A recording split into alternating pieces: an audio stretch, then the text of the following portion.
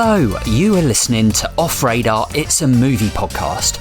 I'm James Smith, a professional film and video editor. I'm James Eatock, a freelance writer and illustrator specialising in 1980s cartoons. And I'm Neil Brock, aka NIGE, the man with two names, former film journalist and currently working in the games industry. Each week, one of us picks a movie that all three of us either haven't seen in many years or in some cases haven't seen at all. We each watch the chosen movie, return to the microphone and let you all know exactly what we thought of it. I'd never really had any interest in watching it and I was proved absolutely right. I think it's amazing. I really, really love this film. The film's still a pile of steaming dog shit.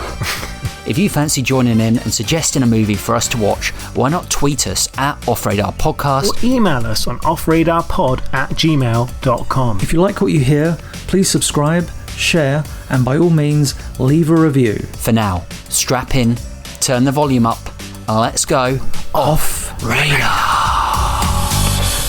Hello, and welcome back to Off Radar. I am James Smith, and I'm joined by James Eatock. Boy. Hello. Join boy. John Boy. John Boy. John Boy James Eatock, that's my new name. John Boy James Boy. Eatock. Yeah. Good night, John Boy. And Neil Brock. Obrigado. I thought he might do that. I was like, what's he going to do here? Yeah, nice. It was either that or I was going to get my Rod Stewart out. Down the Copacabana. Oh, Rod Stewart. Is it Rod Stewart? No, it's wasn't that Barry Manilow? Barry Manilow, thank you. Rod Stewart. They both just got that same hair. No, right? no, they've both got a big nose. That's what doesn't it like is. Rod Stewart do the amazing like cup draw where he goes, he like reaches in like a big pelican. He did like the Scottish cup draw.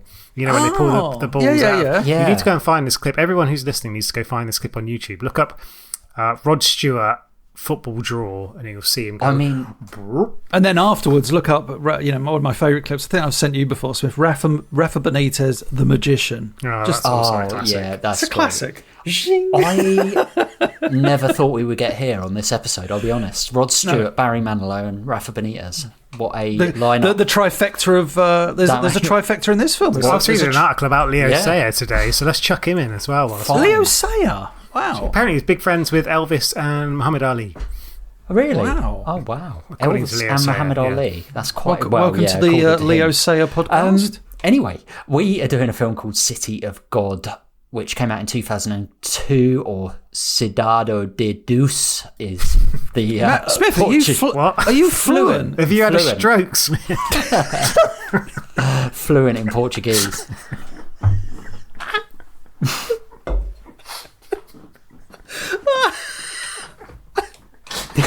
That's amazing.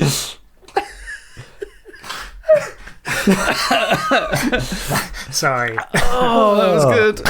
Smith, like, you got to keep that in. That was so good. It's just the way like he did it. Online bullying live. I'm in tears. I'm literally in tears.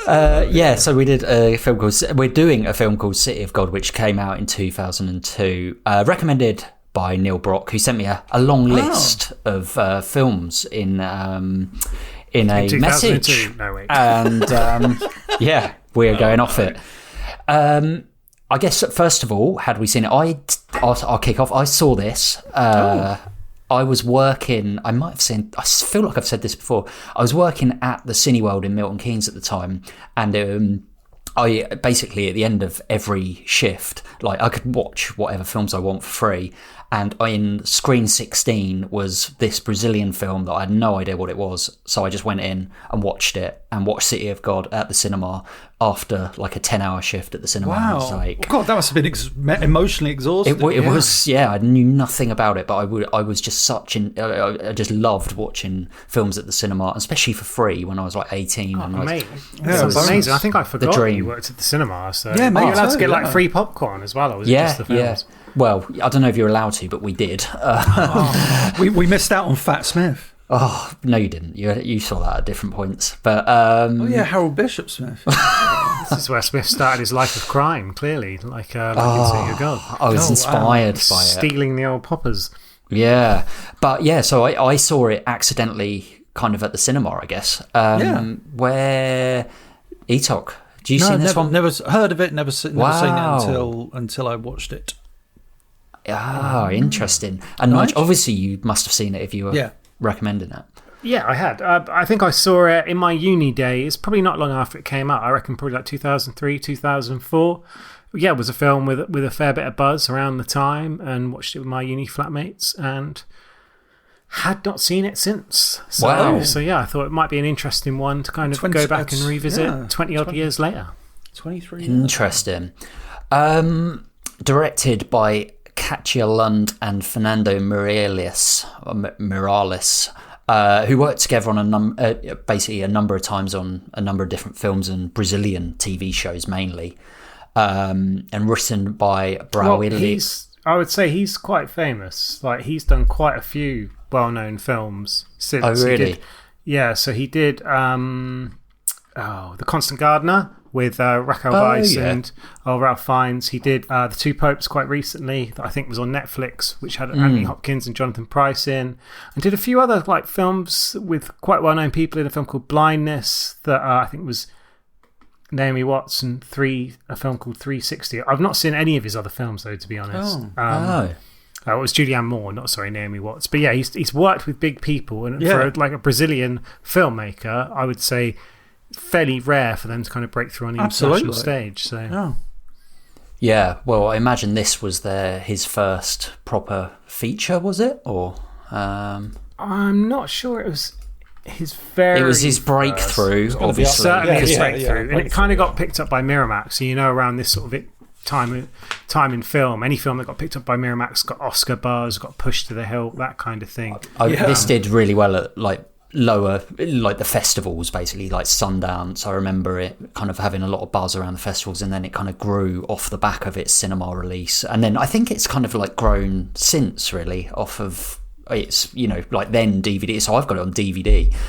So I bought it around a few years later. But yeah, definitely been one of those that, I mean, for me, it's actually worth saying that this film was actually my kind of introduction into foreign cinema, really, because I hadn't really watched a lot around that time. I was 18 years old. I wasn't really into that. So off the back of this, I then went and watched like Amores Perros, Amelie, Delicatessen, films around that time that had come out.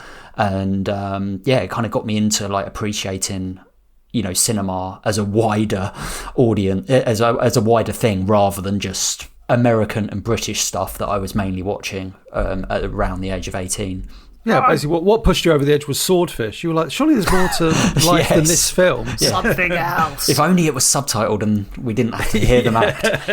Well, yeah, not vastly dissimilar. I remember kind of watching, I think, Le Hen and films like that, maybe like Doberman and a few films around that period. And yeah, this one, just as I said, it was the buzz. I think I was kind of getting into that more art house films. Oh yeah, foreign cinema, etc. And yeah, so I checked it out. But I remember actually, I think the year it came out, it was voted Empire Magazine's Film of the Year. And I think at the time it was pretty rare for them to actually rate a foreign language film as like their top film. And there was Oscar buzz around it. It did end up getting nominated for 4 Oscars as well, including Best Director, but didn't actually get nominated for Best Film, even Best Foreign Film for the Oscars, because they have that weird way where each country can kind of nominate a film, and then they obviously only select so many. For whatever reason, it wasn't one of the selections, but so yeah, there was a lot of buzz around this, and I can remember being pretty excited to see it at the time as well. Yeah. Oh, cool. Written by, and I guess apologies for some of my pronunciation of these Brazilian names. Braulio. Oh, fuck that. Braulio. Braulio Mantovani. If you sing it, it's easier to pronounce the names. Yeah, actually, and sounded Paula, pretty good. Samba Spirit on the go. Paula Lins. Braulio Mantovano and Paula Lins. Starring Alexandra Rodriguez, who plays Rocket, Leandro Firmino de Hora, who is Little Z, Jonathan Hungerson, who plays Benny, Daniel Zetto, Tiago, and Sue George, who is Knockout Ned. But it's fair to say it's a big cast, bigger than that. Well, yeah, and like, to be honest, you probably haven't heard of many of the actors. You might have heard of Sue George because he's gone on to work with Wes Anderson, but the rest, I would say, primarily known for Brazilian films or no other films, because the majority of the cast was recruited from the streets. Like, they didn't necessarily come from acting backgrounds. Rocket, the actor who plays him, Alexandre Rodriguez, was a guy who lived in the slums and just went along to an audition with a couple of thousand people. Oh, wow. Same with Little Z as well, and quite a few others. So this was really I guess like kind of a breakthrough for their lives, but more authentic way of telling a story using people who kind of lived elements of it. Yeah, absolutely. And gives it realism, that gritty realism. It's a brave. We haven't even got to the synopsis yet, but yeah, a brave thing to do to your main characters as people that aren't actors. So, but yeah, like you say, that authenticity. Nige, before we get any further into this, the synopsis of City of God. So, we open in Brazil, the Cidade de Deus, aka City of God. Rio de Janeiro, home to Christ the Redeemer, Sugarloaf Mountain, Carnaval, the Maracana, the Copacabana. It sounds pretty good, right? Yeah, but sometimes what you see in the holiday brochures isn't what you see on the streets or in the favelas. So this film, told from the late 1960s to early 80s, we're taken on a ride with a rocket as our narrator, weaving us through those very streets, letting us see firsthand how coming of age can be difficult in a city with such a low life expectancy. To escape poverty with limited opportunities, temptation is rife and escalates fast with petty crime onto drugs, then murder, and eventually all-out war. Will Rocket follow his brother's footsteps and find that the only guarantee in crime is a bullet with your name on it?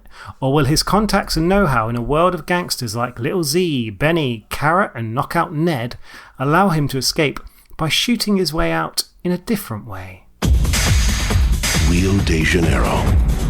The beach. The nightlife. The romance. But 15 miles from paradise is a place called the City of God. A place where one man must infiltrate a war between two crime lords to tell a story the world needs to know. I thought Nige was going to say, like, I've been to... I have been to Brazil. I've been to Carnaval. I've for my 30th birthday, I've got my wonderful pasty bits out and done a bit of jigging. Did you go to the City of God? Did you go to the favelas? Probably not. No. Did you see much, like poverty there and stuff in Brazil just generally, or not?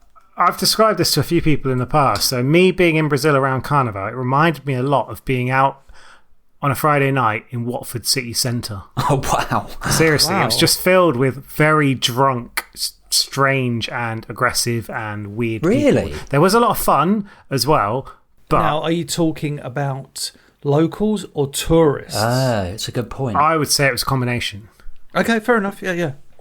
So that's the thing people, that's intriguing. because everyone just goes to excess. So it's just like, we're going to get smashed. We're going to have fun at anyone else's expense. And not that anything particularly bad happened to us. It was just like there was trash everywhere. The sewers stank, just like in Watford. Apologies to Watford. And yeah, it was just a very messy part of the world for that time. But the actual Carnival itself was amazing, incredible. Like, just I remember seeing the photos. That was oh wow, and beautifully that leads us into this, the polar leads us from one contrast from that to the other. I mean, the opening of this film is one that always sticks with me, and the knife sharpening because of the really quick cuts and the and you've got that contrast of this knife being sharpened with the samba music.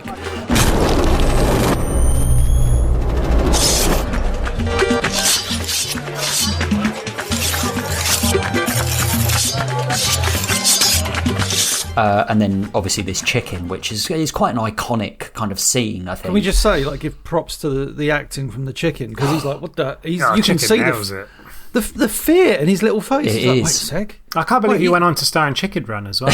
That was amazing. Like, did so chicken, well. I actually wrote that in my notes. I just wrote Chicken Run, and then I was like, ha ha. That was it. I just laughed to myself. I didn't mean to write. I just like, Chicken Run. I take it there's some kind of metaphor with this chicken as well. I didn't look too much into that. Yeah, I mean, I suppose you could look at the frailty. Everyone's just chicken. I don't mean chicken as in cowards. Everyone is disposable, and they exactly. can be, blah, blah, blah, waffle, that kind of thing. I don't know if there is, or it's just trying to set the scene of this chicken probably. But it creates like an inherent kind of rawness to the film, because you don't often see, blades being sharpened and chickens being beheaded at the start of a movie. That wasn't at the start of Swordfish. So it wasn't. It's like, this is like, this movie's right from the get-go is presenting a world, and then we get straight into it with the chicken escaping, and the camera on the chicken, scallywags. It feels like the camera's on the chicken, like a GoPro almost. I know it's not. I reckon they had chicken cam. Chicken cam. Yeah, because this is, you have to remember, this is 2002, so this is before the days of what they would probably do now. So they probably had some drone. Drone or a GoPro, animatronic chicken. Yeah, or a CG shot with a chicken. Yeah, and like when he runs from out underneath the police car, you think he's about to get run over. Maybe they went for it. No, but did you know a stunt chicken? That wasn't the same chicken. That was stunt chicken. I wonder how many chickens they used. Like 3,000 or something. Just like, oh god. But yeah. It is interesting, though, because obviously around this era, I kind of remember off the back of films like, say, Pulp Fiction, Run Lola Run, they did a lot about sort of jumping in time, and this film kind of starts at the end, and then we sort of get the whole narration, the whole story, and eventually come back to that point, and it's something that I'd actually forgotten, that it did that. Same. So, yeah, you get this, obviously you get Rocket, who is our like narrator and protagonist of the film, with a camera in front of like the gangs, and I don't know actually if you see the other side at this point. He's between the cops and the... Do you see the cops at the beginning? Yeah, they pull up and they get out. Yeah, he turns around and the camera does like a bit of a 360 thing, and I was like, oh, what a premise. What's going on here, Governor? Yeah. He was trying to do his best Rocky impression of like catching the chicken, wasn't he? So, catch that chicken, Rock! I totally forgot about the kind of flashbacks and all of that, and obviously we jump back to the 60s, and like straight away you see the poverty and the dusty streets, and because in that first scene it actually looks kind of nice. I know that sounds like a ridiculous thing to say, but it's all like kind of orange, and just the look of it feels, and maybe it's the music as well, the samba music. It feels like quite an uplifting start, despite the kind of there's a romanticized sense of the poverty. Put it that way. Yeah, it's like that's right. You can see it's not exactly like New York or London or something like that, but you still get a sense of it's like whenever you see back streets in films, it is kind of. There is like that kind of grittiness to it. I'm going to probably keep saying the word gritty a lot during this. Yeah, it's hard to project those kind of shots as anything but, poverty. But at the same time, like I say, it's almost like a romanticised version, because when it cuts back to obviously the 60s, it's like, oh, wow. You get a very different world, it feels. Obviously, moving away from the chicken in this first scene, going back to the 60s, it's... A lot of these sort of parts of the film are kind of introduced with almost like a chapter type feel. So this is the 1960s. It's the rise of the Tender Trio, which is Rocket's elder brother and a couple of his mates. And they're kind of like petty criminals just going about their bits. I think we're kind of first introduced to them in the most classic Brazilian way ever, where like the kids are having a game of football and they come over and one of them whacks the ball in the air and then shoots it. And it's just like... Yeah, okay, these people don't necessarily have laws. They just do what they kind of want to do. They live... See Ronaldo do that. Well, this is true as well. But and then they kind of come up with this... They're like robbing sort of gas trucks that are like taking gas canisters around the place. And they're kind of almost doing it like Robin Hood. Like I was about to say, that felt like a very Robin Hood moment. Yeah. Taking a bit of money, giving it to their like little brothers or their mates, and letting people sort of get stuff for themselves as well. So it's quite interesting they do that, and then they kind of hatch a plan, as everyone kind of does who's in poverty. How do we get out of poverty? So and there's an even smaller guy called Lil Dice, who's probably like less than 10 years old, who's kind of like, I've got a plan. And he's full of piss and vinegar. Yes, for a little kid, there's a lot of personality. There's a lot of presence. There is like, for a very he's small just a kid, but like he's talking back to these like teenage, like I guess the trio were like what in their late teens or mid to late teens. I got the impression. I'd have said like even sort of early 20s, but yeah, early like 20s, certainly considerably older than. But yeah, Dice is like straight up saying, why are you getting this guy to do this? I should be helping you on this one. Like, this guy's useless. It's like, and his plan is, it feels like, even from that off, he's not doing it to get out. Like, because the thing is, like, Rocket is always presented as someone who's trying to get out of this lifestyle, whereas Little Dice, who then later in the film becomes Little Z, is always presented as a character who is doing it just for his own kind of.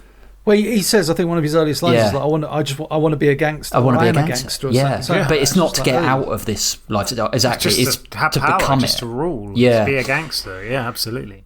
And they basically go into this. Swings kind of place. I thought it was just a hotel at first. Then you realise that they describe it as, unflattering terms, as a whorehouse, which is technically what it would be, I guess, considered. Little Dice, the little kid who was their watch out, he's gone. They're like, that's weird. Where is he? And then it cuts back to inside the whorehouse, and everyone is dead. And you're like, what? Those shots of the dead bodies in this kind of like house, motel, whatever place it is, hotel, motel, is so haunting because it's like, I think we talked about it at the end of another film recently. It's just like the kind of staticness of these dead bodies, but in this case, you see the blood and the graphic kind of violence of what's happened. These guys, don't get me wrong, they're misfits and they're up to no good, but they don't strike you as murderers. And so when that happens, you're like, well, that's weird. What happened? Kind of thing. Yeah, what happened? It's like they're up to shenanigans, and again, they're lawbreakers, but that seems like one step too far.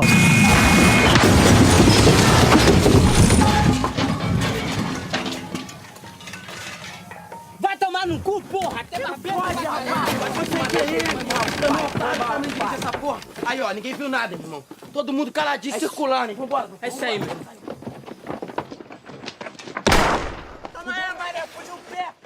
I guess we also early on meet Goose, like you said. Goose is Rocket's brother, and it's like the polar opposite kind of story to Rocket in the sense that he is basically in with the gangs. It doesn't feel it feels like he's slightly on the edge, but his character is such a frustrating character because he basically cheats on someone called Shorty's with his wife, and there's a brutal bit where the guy Shorty catches them. Shorty catches her, and you see murders him her with a spade. But what it does well with this is the camera kind of it's almost like you're in the next room. Well, you're behind the door. You're slightly to the thing of the doorway, so you just you see the spade, but you don't see, and you hear the thing. And we've said it many times on this pod, right? Yeah. You don't need to see that violence. Sometimes not seeing the violence is just as impactful because it's like, what's he doing? Is he just clanging her? And it's like, no, it turns out he's actually murdering her like completely.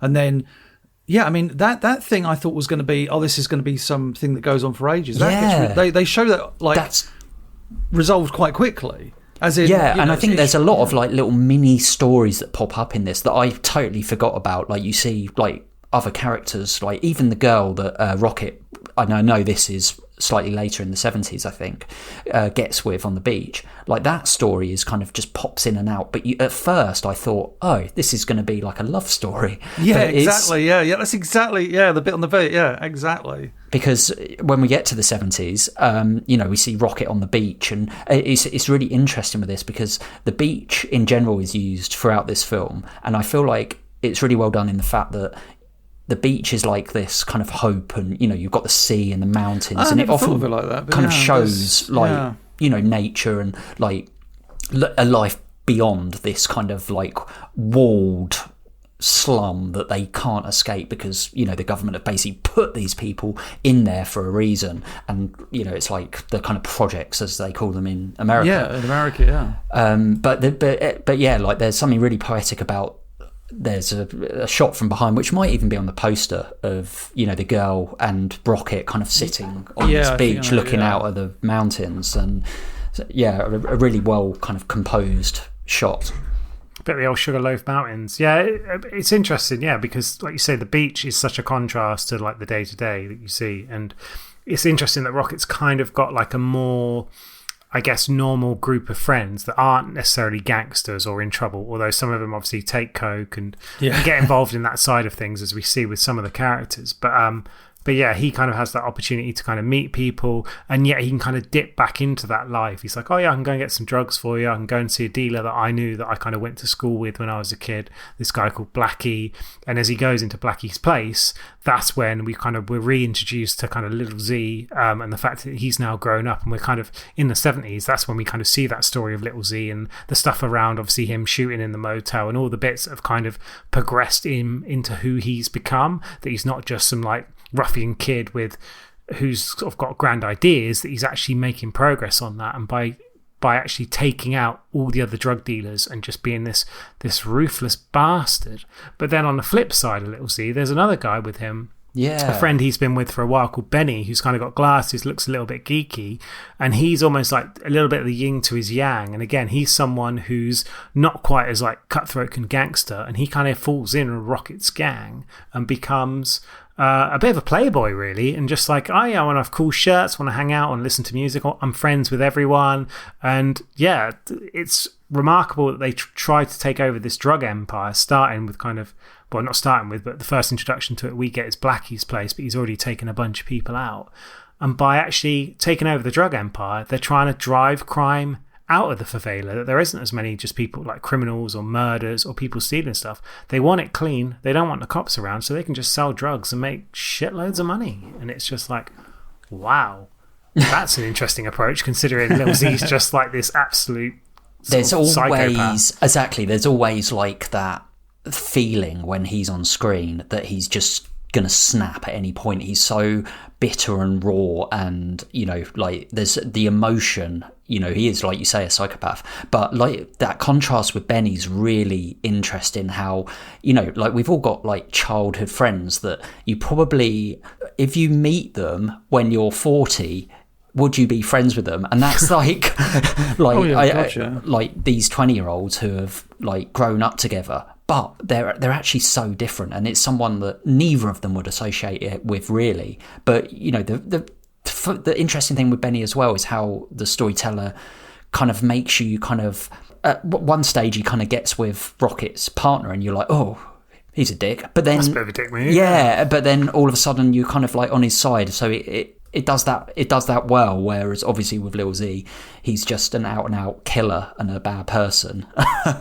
Reminds me a bit like Begbie in Trainspotting or someone like that. Yeah, someone who's just unhinged. And you never unpredictable, know. Like violence kind of thing. Absolutely, yeah. And obviously, like, guns does not appear to be a problem for these people. They were getting guns in the favelas when they were little kids.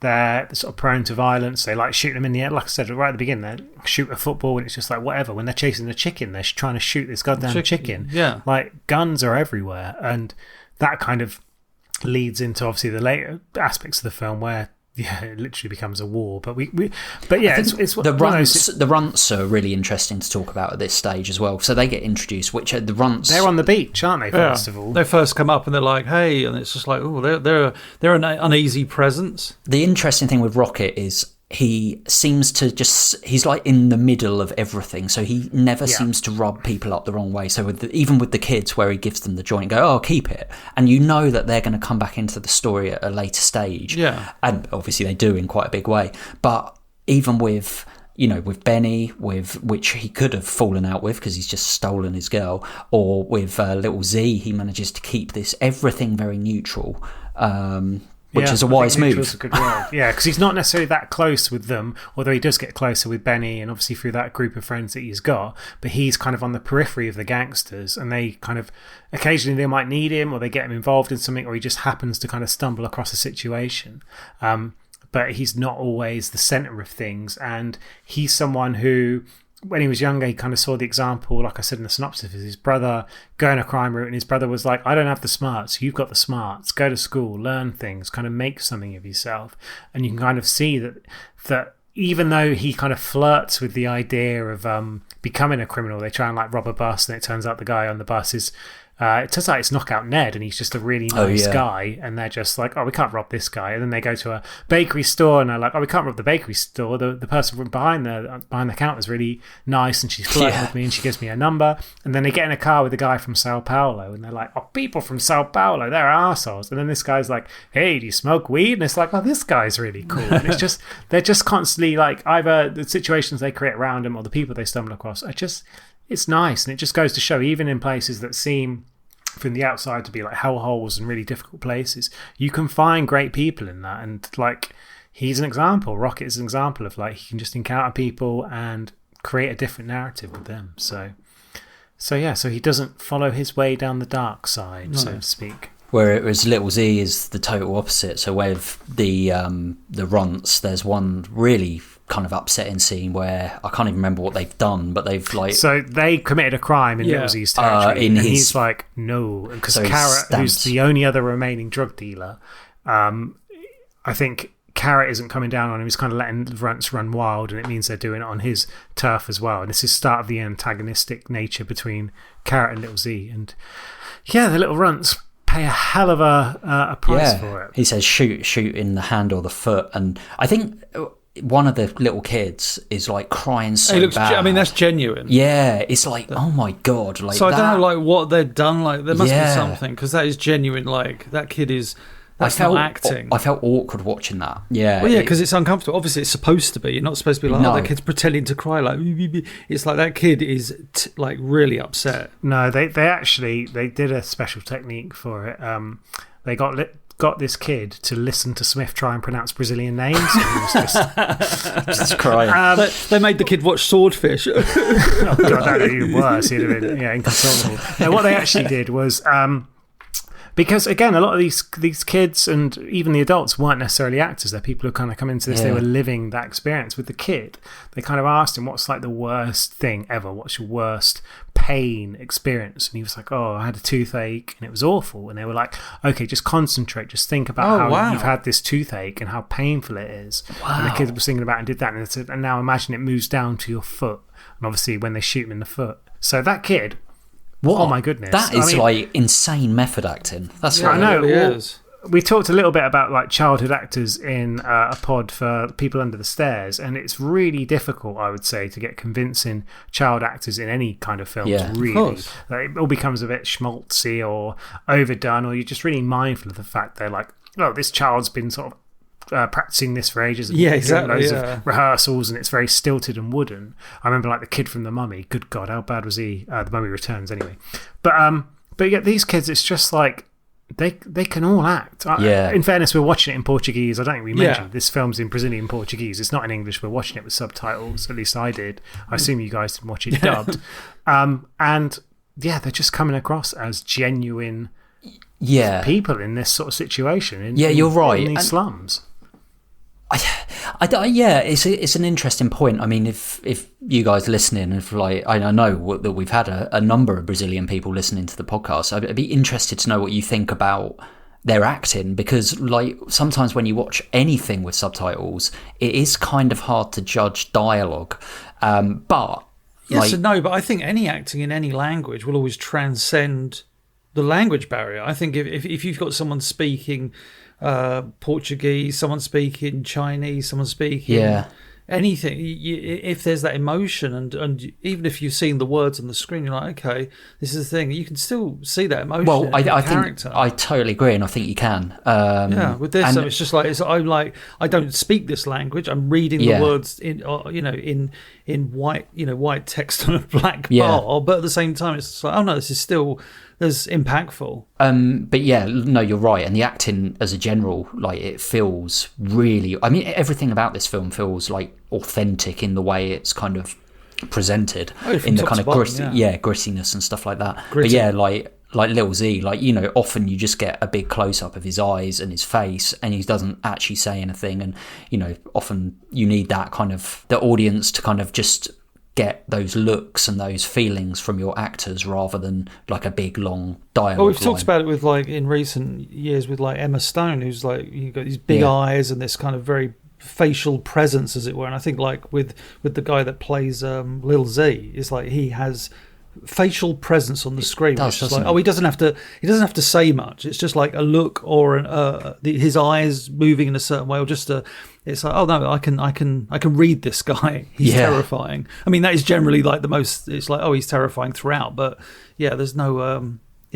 subtlety with it. That's the beauty of it, I think. Well, it's crazy to think with him as well. I sort of touched upon this earlier. Like, he's not an actor. He didn't even want to want to audition for the film. He just went along with a mate. It's kind of like, was that what it was for Shorty in like Indiana Jones, where he just happened to be there? I think Shorty was like his little brother of a guy who auditioned, and they saw him and gave him the part. It was almost the same thing. This guy went along, was there to support his friend, and they sort of looked at him and said, it should be you. And it kind of rolled from there. And I think as well with the lead of sort of Rocket, again, this isn't a film, even though he's kind of the narrator and a lot of the film is driven through him, it's not dependent on him. No. There's so much going around him. There's so many memorable characters, and there's a lot of characters in this film. And I kind of started watching it and thinking, God, who's this? Who's that? And I followed it so much better than I expected to. Yes. I think we've talked about it on previous pods where we've watched films where they just throw a bunch of the characters on the screen and you're just like, oh, it's like in a war film where people are blowing up. You're like, I don't even know who that was.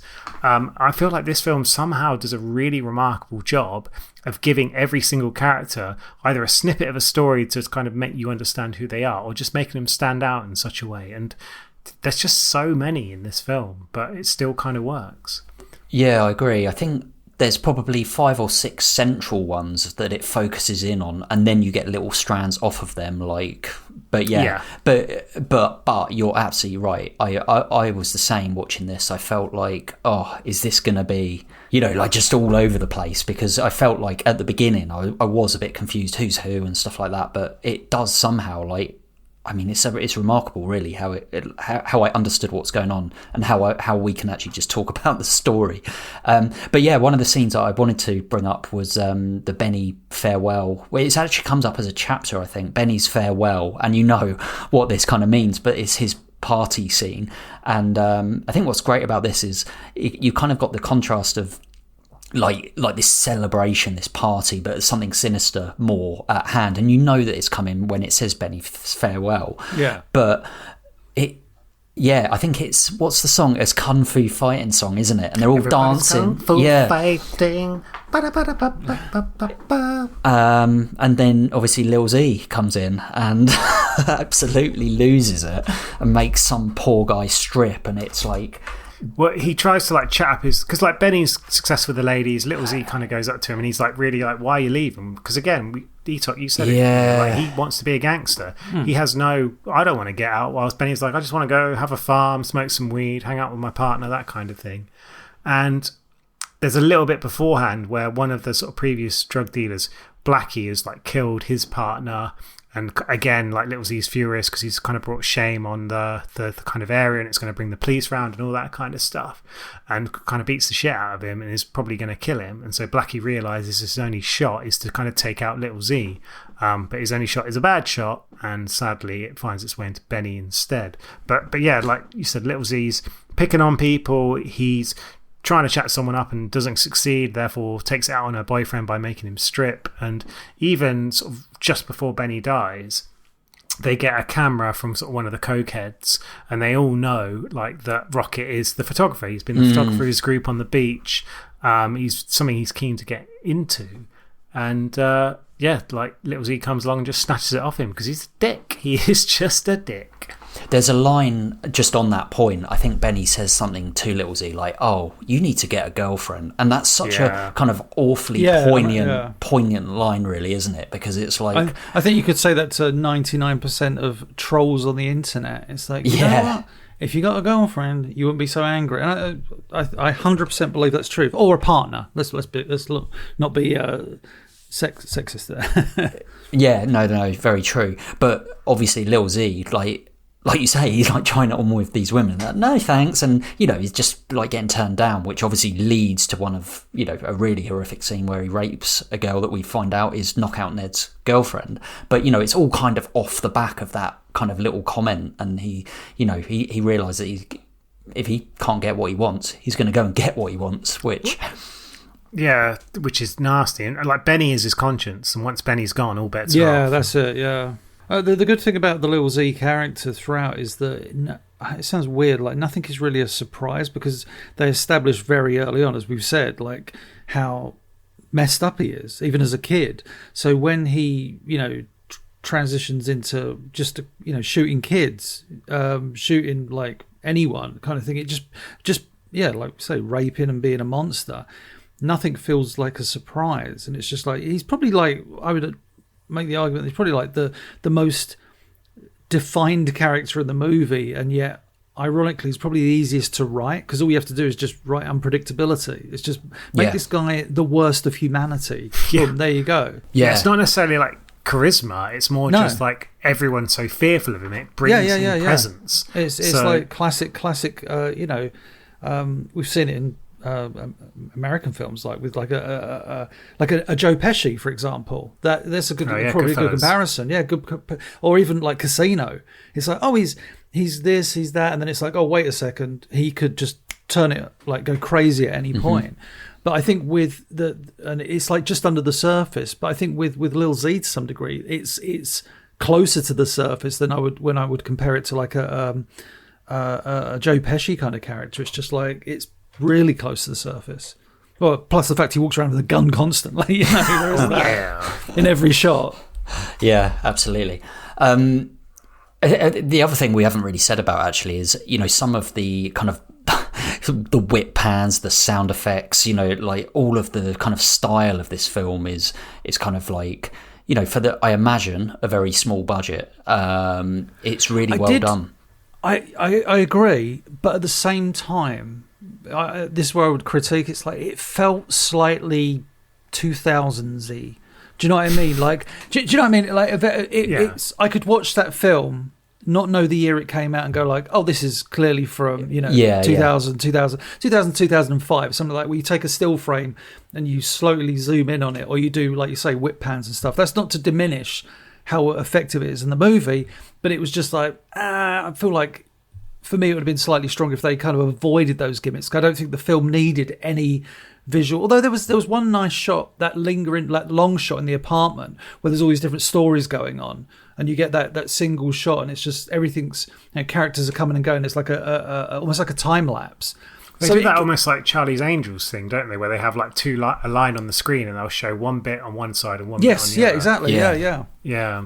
So I think it can work. You know, I don't, like I said, I don't think it undermines the film, and it works within the context of the movie. It's just something I was like, I could do without that. But you know, it's 2002 when this came out. Yes, so it's like we're kind of embracing, as like every filmmaker does. You embrace the thing at the time.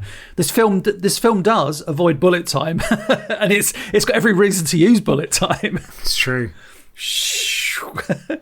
I mean, it was nominated for Best Cinematography at the Oscars. Oh, I can see that. Like, I think the cinematography's amazing. But I'm not. I know what you mean. Like, you could because it was in fashion, like around this time. Like that kind of, even the storytelling technique is in fashion around this time, right? It's like, right, let's start at the end and then, you know. In terms of like filmmaking, in terms of what you see and how it's shot, it's you feel like you're within this environment that's suffocating at times and definitely unescapable. Is that a word I'm using? Definitely. Like you it's what was that film? What's that film with Adam Sandler that I always forget? The really tense one, the diamond one, Uncut Gems. Uncut Gems. Yeah. That watching that film, I've said before, Uncut Gems had me so like on the edge of my, like so tense. Like, it's very, oh god, this is a very similar feeling throughout of like, what's like, are any of these characters going to be alive at the end of the film? And even if they are, like, what's the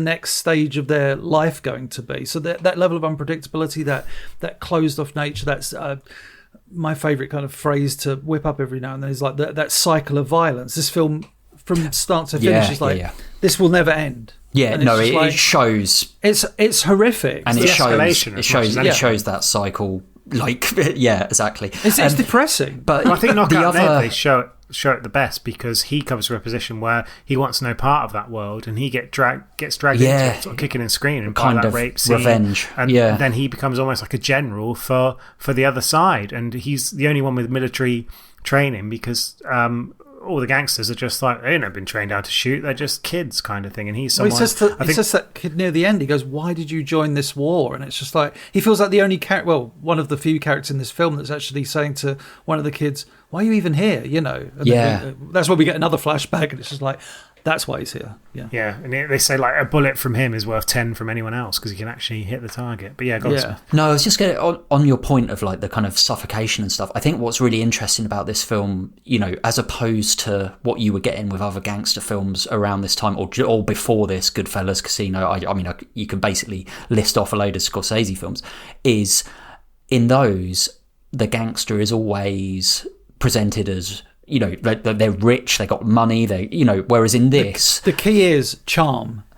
There's a degree of likability to the characters in Goodfellas. Don't get me wrong, like, not like I want to be friends with them, but it's like, oh, you can see why these characters are, you know, are surrounded and kind of they've charmed their way up the, the gangster ladder, and especially in something like Casino. I don't think the thing is in this, because they can't get out of this favela, there is no money to make. You know, they're doing it to like be a gangster rather than like in De Niro. Just to stay alive. Yeah, exactly. There is and there isn't. I think Carrot kind of makes money, and Benny shows that if he's got money, he can spend it. You can spend. But I think it gets to the point where all the money is just reinvested back into the war. They're just buying bigger guns. It's just like, again, the cycle of violence kind of goes into the money. The money is just, you know, like any, you know, war in the world in this day and age. It's just like it's a never-ending cycle. It just keeps going, and it's pretty fucking depressing. But we kind of say, like, they can't escape. Obviously, Rocket's character is trying to escape. Yes, of course. He gets a job, but then kind of gets screwed because the runts come in and they think that he's with the runts, and gets fired from that job. And eventually just starts, because he wants to be a photographer and wants to work in that field, he starts at the very bottom as a delivery guy for newspapers and kind of stumbles his way into the idea of being a photographer. And he's lucky in the sense of everyone knows him within the City of God as being that photographer. So when there's an opportunity to get a photo, I think they get one of Knockout Ned, and then they want to get a photo of Little Z as well. And they're trying to use this camera. They're like, I don't know how a camera works. It's like, there's a guy I know, and lo and behold, they run off and grab him, and he takes loads of photos. And then through a bit of a mishap, it gets printed on the front page. And then for the rest of the film, Rocket's essentially terrified that he's going to get murdered when it's the inverse. They love it. They love it. Yeah. They love that publicity. Yeah. Because that power, that idea of like, everyone knows my name, I'm the biggest gangster in sort of Rio. So like you see the scene when they get in the newspaper. It's quite funny. He's looking at the newspaper going like, like Little Z and his mate, they're looking at the newspaper. And he goes, I'm just going to take all these, and just walks off with like a stack of them. I doubt he paid for those either. You know?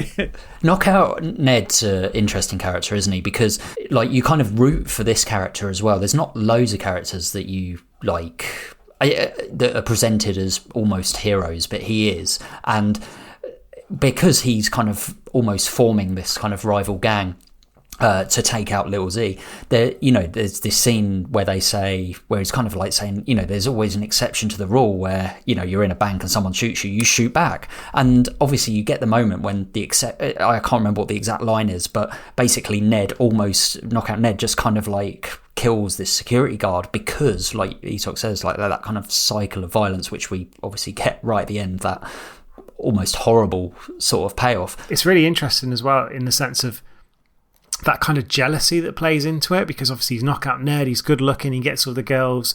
Little Z considers himself ugly, really struggles with women, has to pay for sex, has to rape people, and there's this kind of ideological difference between these two groups of people that just turns the whole place into a crazy war zone.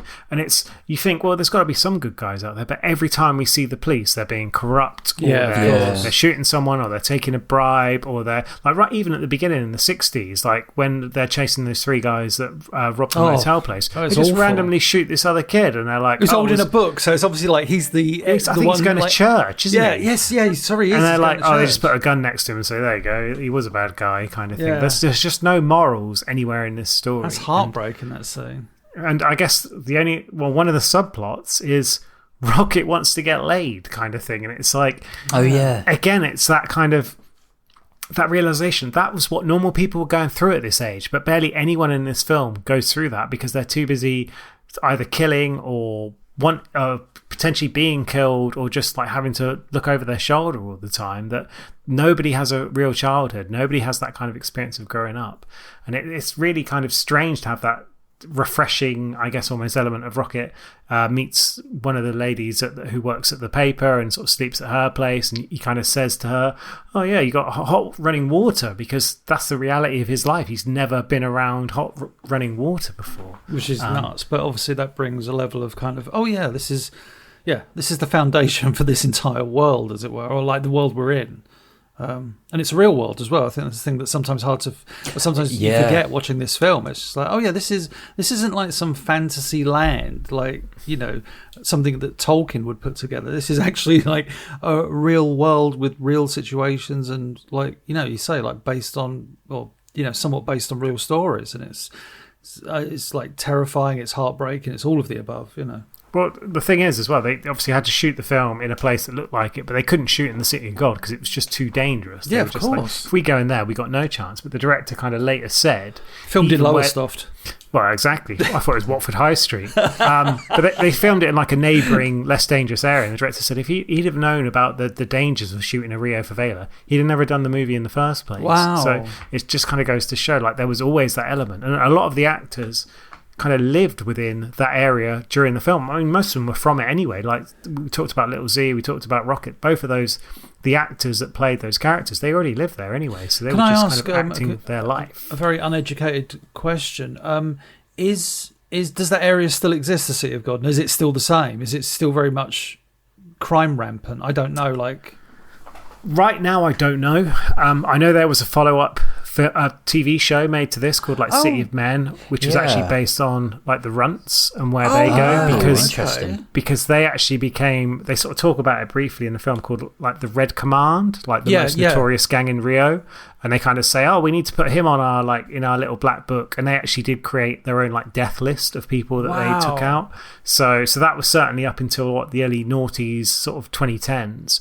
I know that during the World Cup in Brazil, they actually knocked down a lot of the favelas and kind of replaced them, especially like around the stadiums and stuff like that, forced people out. Do you fancy sending us a film to review, or letting us know your thoughts on a film that we have discussed? All of your comments will be read out in our end of season leaderboard episode. Email us on offradarpod@gmail.com, tweet us at offradarpodcast, message us on Facebook. All links and info in the description down below. Do it! Do it!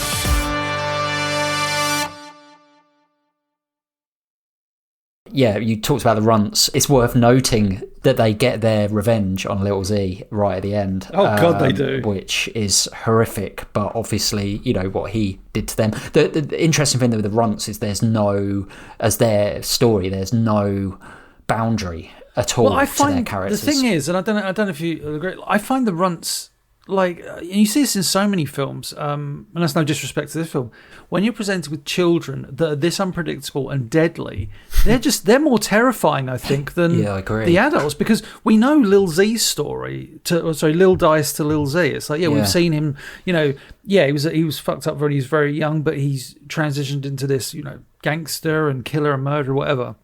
The Runts are horrific from such a young age, and it's just like their unpredictability. Like when they walk up to, is it Rocket on the beach initially? Well, we're talking about when they kind of surround him. Yeah, it's like, it's, you know, I'm just like, where is this Leighton Buzzard? It just feels like really kind of, sorry, Smith. It just feels really kind of threatening, and I think that unpredictability with children, give them a gun, it's even more terrifying. And to see how like the brutal of the murder of Lil Z is probably the most brutal in the movie, because it is just complete, like, it just, we don't even really see it though, because we kind of see it from it's like the murder of the woman with the spade when Shorty murders his you just wife. See it through the camera lens. You just see that's right, his feet sticking out pretty much. You do see the feet and then the body kind of shuddering. We do get to see the body afterwards. It looks like, honestly, I don't mean to say this as a joke, it looks like Swiss cheese. He's literally got loads of holes in him. It's like, wow, they literally filled him with holes, you know.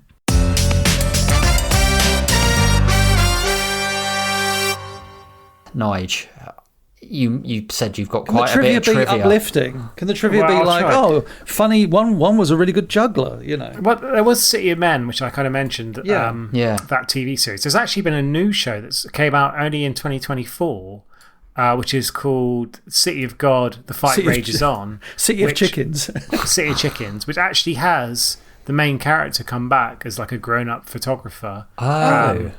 So he's achieving his dreams of becoming a photojournalist. He returns to favela to document the disputes between drug dealers, police, Matilda men, and politicians, and how it affects everyone's lives. So that'd be quite interesting, I think. I wonder if it's, I hope it's not just like a cash grab. I hope it's actually something decent. No, but again, that features some of the runts as well, grown up. So it'll be interesting to see how they. I'm sure they've turned into wonderful young little, not so young little people. Some of the names is quite interesting. Like we kind of mentioned, obviously that people kind of been recruited for this film. Some of them, like the guy who played Rocket, Alexander Rodriguez, like he mentioned that idea about the hot water. I've never had a shower before. Like. That was actually him just speaking to the actress at the time. It wasn't acted, it wasn't scripted. Oh, wow. He was just saying the reality that he'd never actually had experienced hot water before. So it kind of shows what background he came from. That he was from the slums and just telling her about his life. But yeah, like people lived in there. They got 2,000 inexperienced, potentially dangerous street kids, whittled them down to 100 and cast them for the film. But it's interesting, as I mentioned, like with some of their names, there's a little bit lost, I would say, in translation. So Rocket in Brazilian is Buscape, which actually literally translates to a foot seeker or a firecracker type. So it's not actually Rocket, that's just the strange translation we used. Like I mentioned that it's kind of, there's elements of it that are true to life. We see the footage at the end. There's one shot in particular where you see a bunch of dead bodies lying on these huge blocks of concrete. Yeah, and that was recreated from an award-winning photograph from the time. So again, based on real life. And Knockout Ned as well. When he kind of breaks after the rape scene and chases after Little Z's gang and shoots someone, a bunch of people from the City God come out to him and kind of say, "Oh, that's amazing! Like, well done! Like, you're chasing away those gangsters." The first woman who actually comes up to him and to congratulate him was played by the mother of the real Knockout Ned. Oh, that's right. So they cast her in the film and she obviously goes up to her acting son. So bit random. But yeah, and again, sort of going back to the poverty that some of these actors were in, the two main actors, so Alex Rodriguez and Leandro Firmino, they were actually given the option to get paid $3,000 each up front, or the old Alec Guinness of taking 1% of the film, 1%. What did they do? They took the money up front. Oh, no. They would have got like 25 more times than they did. They both obviously regretted the decision. So, but yeah, obviously, as I said, they've kind of come back to do, certainly Rodriguez has come back to do other films since. I mean, this film, it cost $3 million to make. It made 30, got nominated for 4 Oscars. Not bad. Although the best director, best adapted screenplay, and best film editing, they all lost to the same film. What film was that? Lord of the Rings. It was, Return of the King. Shit. And then best cinematography, they lost to Master and Commander. Wow. So, Russell Crowe fighting around the world, yeah. There's also a scene that before they go to like war, essentially, the gang prays. Like that wasn't scripted. During the actual shooting, a young boy who used to be in a real gang basically said to them, "When are we going to pray? Like we always prayed before an important confrontation." And they said, "So yeah, go ahead and do it." And they shot the scene. And then there's also one of the actors, Ruben Sabino, who played Blackie, following this film was actually arrested and involved in numerous real-life crimes, such as armed robbery. He claimed he lived on the streets for about 3 years using drugs, moved to Sao Paulo, like in the crack land of Sao Paulo. And his crimes were actually widely publicised in the Brazilian press. So, yeah, obviously, as I said, the film mirroring real life. Yeah, very much. But we will end on a happier note. So, handsome... I was almost calling him Handsome Jack then. So, Jack, just good old Handsome Jack. Yeah. Good old Chicken Mane. Played by Sue George, who I mentioned earlier. He was seen by Wes Anderson and cast in some of his films. Well, he was a samba soul singer with cult status in Brazil. Like past admirers of his work included like Beck and David Bowie, so kind of got pretty well known. Did some of the songs. One of his songs is on this soundtrack. Went on to do The Life Aquatic with Steve Zissou, where he basically provided most of the soundtrack. If you go back and listen to that, most of it is him. No way. He even had like a minor role in Asteroid City. So he kind of showed that you could get a big breakout from the City of God. And who did he play in this? Knockout Ned. Knockout Ned, yeah. It was Knockout Ned. Wow, and he's gone on to being like, that's pretty awesome. Wes Anderson Town. So there you go.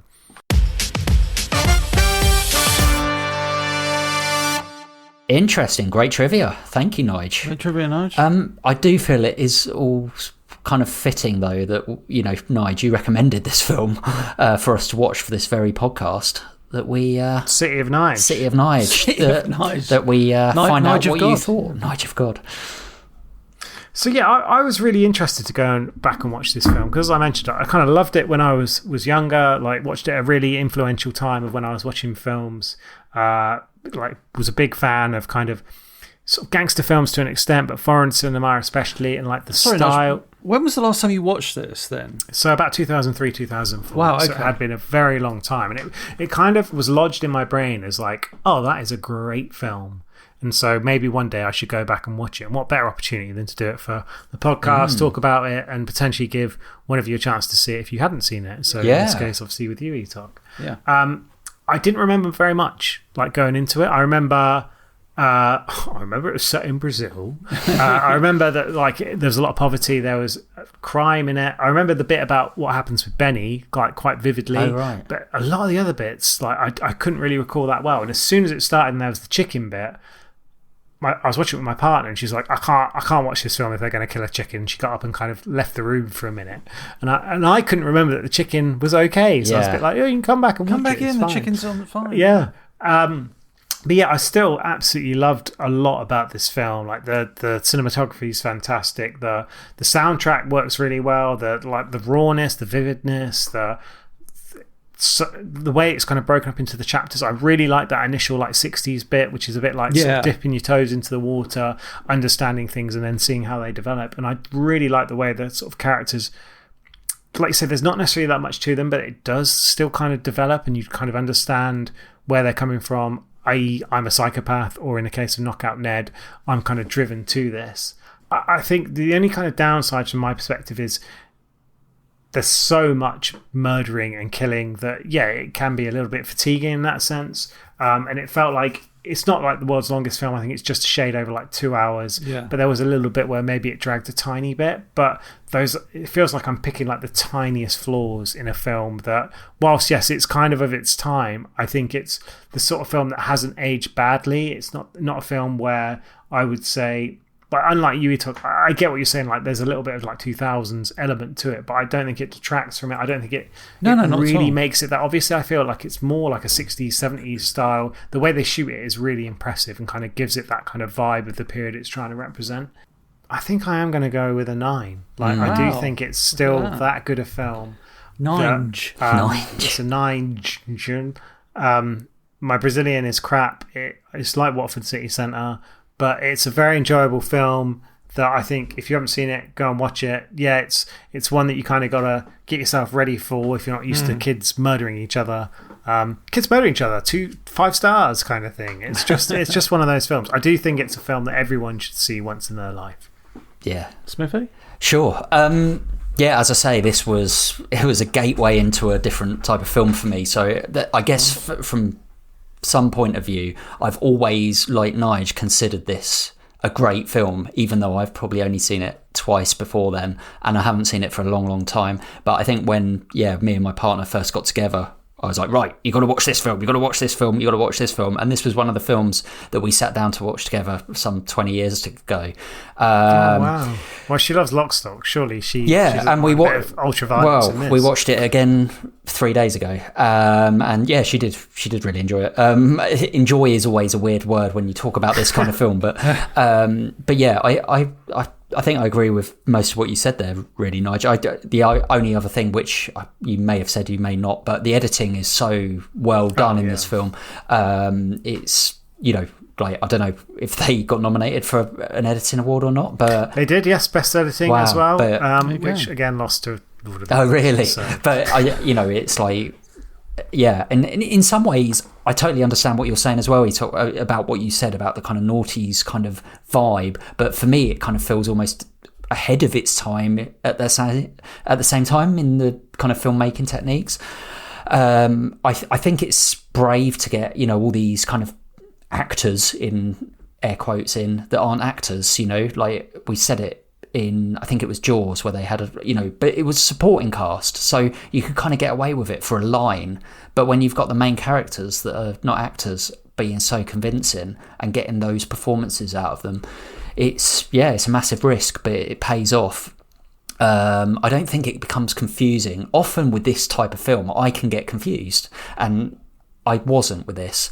There were obviously a lot of these sort of kind of gangster films around that time, but I like that it doesn't have this glossiness of a Scorsese film or a Tarantino film where you just get like loads of cool dialogue and people talking about their feet and all of that nonsense that you get in like some of those films. You don't get that. It's so raw, so I like that. And yet people in this film at points are barefooted. Yes, well. But you don't get them. Oh, Tarantino should have been all over this. So for me, 9 out of 10. Yeah, I thought it was great. Oh, wow. Again, enjoy is a weird word to use, but I appreciate this film. It's probably not one I'm going to go watch again, but I think for everything it achieves for me, it really just brings you into those favelas and doesn't let you escape for 2 hours. So yeah, uncomfortable. Etok, were you uncomfortable? It's interesting. You ended perfectly there, Smith, where you said, "I'm not sure I'll be watching this again anytime soon."